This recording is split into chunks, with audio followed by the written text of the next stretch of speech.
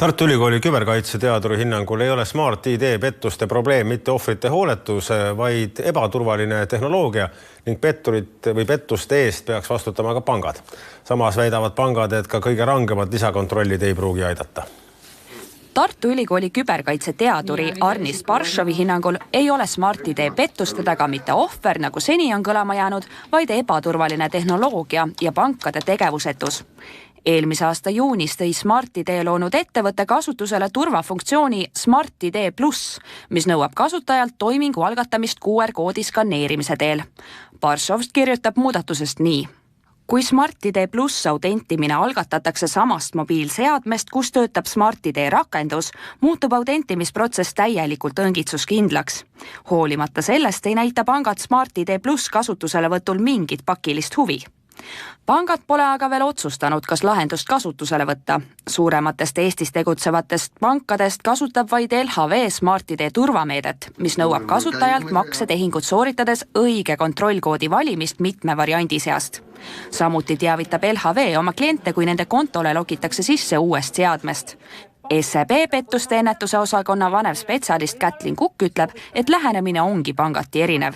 See vajab päris suurt arenduslikku ressurssi, kõik igasuguseid regulatsioonide järgivaatamisi, sätitamisi. Et see on see arenduse pool on üks põhiküsimus. Küll aga on pangad ette valmistamas muudatust, mis annaks kliendile maksete tegemisel võimaluse ajaliseks puhvriks, kuid selline variant saab praeguse seaduse järgi olla vaid vabatahtlik. Näitena, sul on võimalik valida see, et sinu maksed ei lähe mitte 10 sekundi jooksul, nagu meil regulatsioon ette näeb, vaid sul on võimalus valida see, et see läheb näiteks, lihtsalt on näite 2 päeva pärast.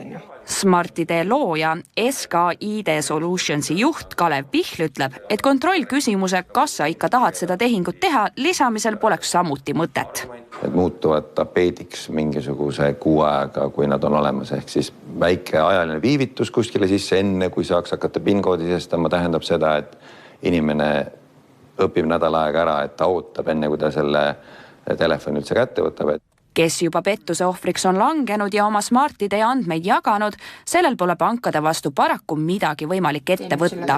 Kui me vaatame tänast seadust, panga silmis on tehing tehtud siis, kui inimene on sisestanud oma PIN 1 ja PIN 2 ja sellega see lugu tegelikult lõpeb. Aga kui vaadata nüüd Euroopa Liidu poole, siis kokkuleppele on jõutud makseteenuste määruse osas, mis siis seab tegelikult sellise võimaluse inimestele pöörduda pankade poole kahjunõudega, juhul kui siis petturid on näiteks esinenud konkreetse panga töötajatena ja kasutanud selleks siis panga suhtlusvahendeid.